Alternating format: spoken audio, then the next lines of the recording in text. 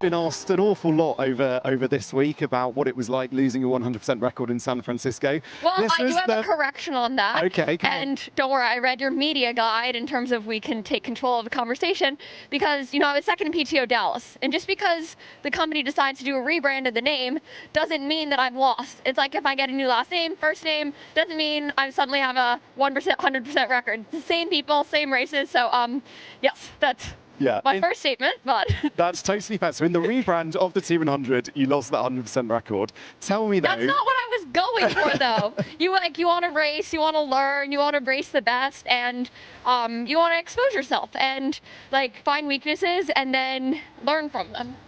Tell me about the race today. Incredible bike leg. You and Jess seem to work really, really well together. I was thrilled to have Jess there, and I knew that she would help me on the technical section, and then I could lay down power. And so on the first lap she didn't come through, but then on the second lap she did. I don't know if you saw, and I took that technical section so much better. And that's where it's fun, because you can learn in the race with the multi-lap course. Yeah, we were hearing as well your interview that you spoke to us this week, and you were saying you didn't realise when in San Francisco Julie was coming from behind you and you were looking at her splits after the race. I just wonder, you seem to be checking your watch an awful lot in this race. I was. You just seem to be really on top of the splits of how far people were behind you. You seem to be really mentally on it. Oh, I always am. Yeah.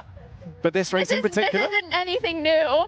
I mean, whenever there's a 180, I'm going to look at my splits, and then you can see as it goes down how far you have. I just like to have the information and see how the race unfolds. Tell us about the last couple of weeks for you since San Francisco. Who have you been speaking to? What have those conversations been like with your coach? And how have you been able to come back with such an impressive performance here in Vancouver? Well, I have to thank my very, very patient and thoughtful team.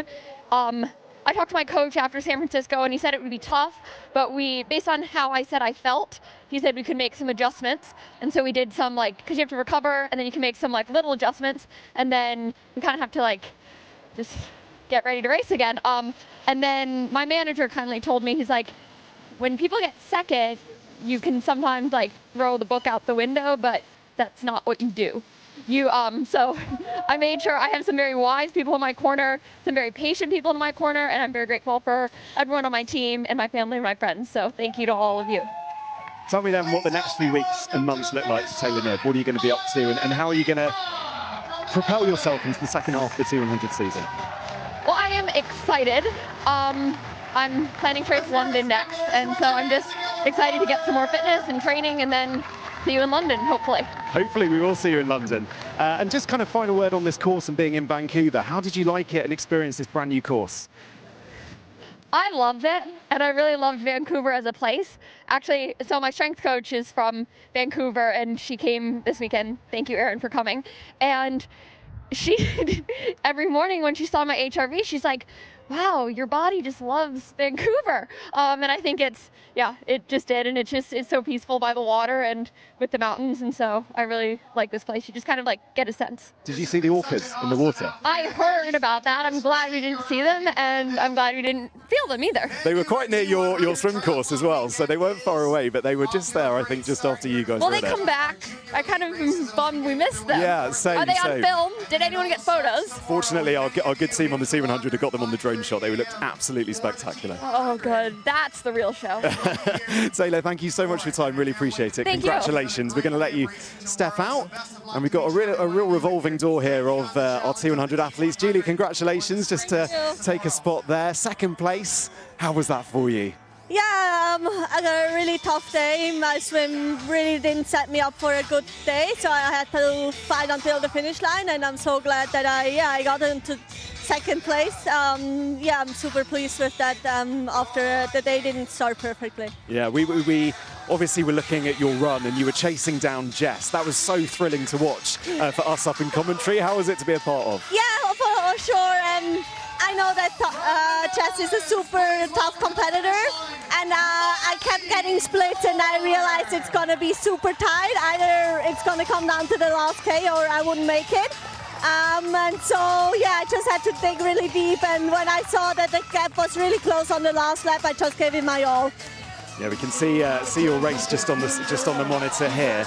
You gave it your all. You were able to catch Jess on the run. I wonder, for you, how do you view this result? Obviously, after the highs of San Francisco, where does this rank? Are you still happy with second? Yeah, of course. After the first race of the year in Singapore, the aim really was to come here in these two races, San Francisco and this one, and get back on the podium. And I've done that twice now, so I couldn't ask for more, really. Yeah, we're just watching you pass Jess there on the monitor, because it really was such an impressive performance. What did you do over the last couple of weeks in this sort of weird 2-week period between races? Clearly, whatever you did was good, and you were able to recover well. Yeah, for sure. I mean, 2 weeks is still a lot of time, so I traveled to Canada right away. I spent 10 days in Whistler just hanging out with my parents, getting some good training in, and enjoying Canada, and then came here for a race prep as usual. It's another race. We have a long year, so just take it step by step and prepare as well as possible. Yeah, absolutely. And just the future for you right now, what are you going to be focusing on over the next few weeks before the second half of the T100 season? Yeah, I'm really excited to go home on Monday. I haven't been back in Switzerland since January, so it's been a long time that I've been on the road. I look forward to getting back. I have a lot of boxes to unpack there, so that's gonna keep me busy for at least a week, and then we'll regroup and plan the rest of the year. Of course, now I have a couple of podiums as scores, and I'm really trying to finish as high as possible in the series ranking in the race to Qatar. But it's still a long year. We go until December, so just taking it step by step. This is the beauty of the T100, isn't it? We've got so many different types of races. Second half of the season, where are you most excited about going? Where do you fancy your chances? Oh, I actually haven't looked too closely at all the races, but there are so many. I mean, the French Riviera one looks really exciting. I actually quite enjoyed Dubai last year, even though it was super hot, and then the final is always exciting as well, with extra points on the line, so I think it's going to be a thrilling race until the end of the year. Lovely stuff. Julie, thank you very much. Congratulations on your second place. Joined by, I think, the woman with the largest smile in Vancouver, Jess Learmonth. Jess, congratulations, third place. How was that for you? Thank you. Well, I'm totally shocked to get on the podium, to be honest. I don't know, enjoyable. I was just having the best time, and I've not ran much, so I was just thinking if I can just, have a good swim bike, then we'll see what happens. And Taylor keeps it very honest and keeps the pressure on, so it helped a lot, and I got a nice gap, and I actually felt pretty comfortable on the run. I do not understand how, so certainly on that gravel it's barbaric to run on. So I'm just pretty shocked. Yeah, let's start by talking about the bike leg, because you and Taylor worked really, really well at the front. How important was it that you both had each other and you both kind of fed off each other's pace? Oh, definitely. I came through maybe 3 times, and it's so difficult to push the pace at the front, and she does that obviously very well. But it was just really good to have someone to ride with. It just helps you, like say, keep the pressure on. And to be honest, I've no idea what the gap was in the end, but I was just focused on staying together. We're just joined by Greg Welch. He's honestly just snuck in behind you. So you might not have noticed him. I didn't want him to give you a fright. I was the next person to come up and try and steal a position from you, Jess, but wasn't going to steal your thunder today. Thank you. And then, Jess, we've obviously mentioned the bike leg, but then the run leg. We saw you being chased down by Julie. At what point did you start to think Julie was on your case? And did you have any more in the tank? Were you obviously exhausted everything you could at the end to try and get that second spot? Absolutely not. I saw her at the dead turn, on the last dead turn, and I was like, oh, she's here. So she came past, and I think she accelerated, and I was like, don't you worry, love. There's no chasing you down. So yeah, she just flew straight past me, and by the end, it was quite a big gap. But I was just delighted with her, to be honest, and I had no sprint finish in me. I mean, I'm surprised I even had that pace in me, so yeah, I was so happy. Yeah, you mentioned you were surprised about the run. We know that you've struggled with this calf injury over the last few weeks.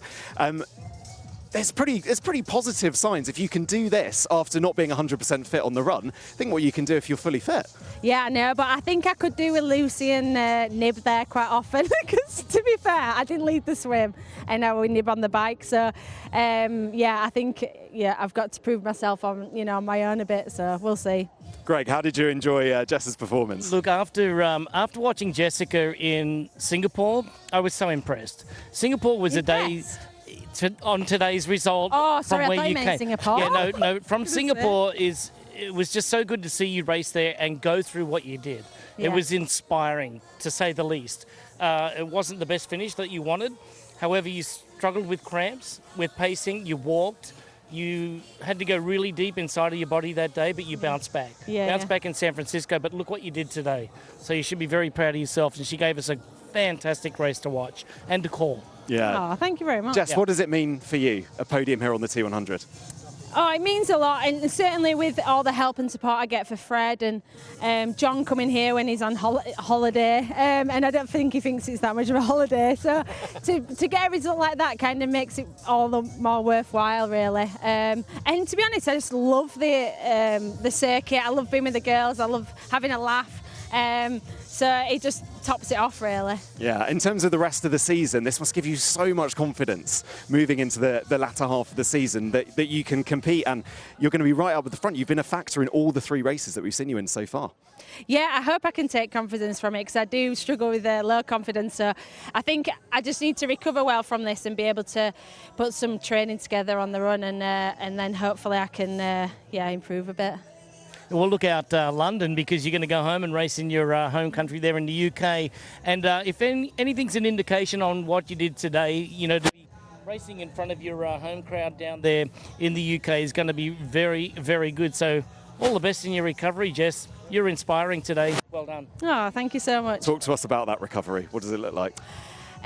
Nothing for a while, no running. But I'm a bit torn because I need a 70.3 slot, or I'd like a 70.3 slot. So there's some races coming up, so it's kind of I've got to weigh up the risk of this calf again. So yeah, I think just a nice relaxing few days to start with. Few beers and, the usual. She is human after all. That's how all good triathletes celebrate their success. Jess, thank you so much for your time. Congratulations, a podium for you. We can't wait to see you on the podium later on. Thank you very much.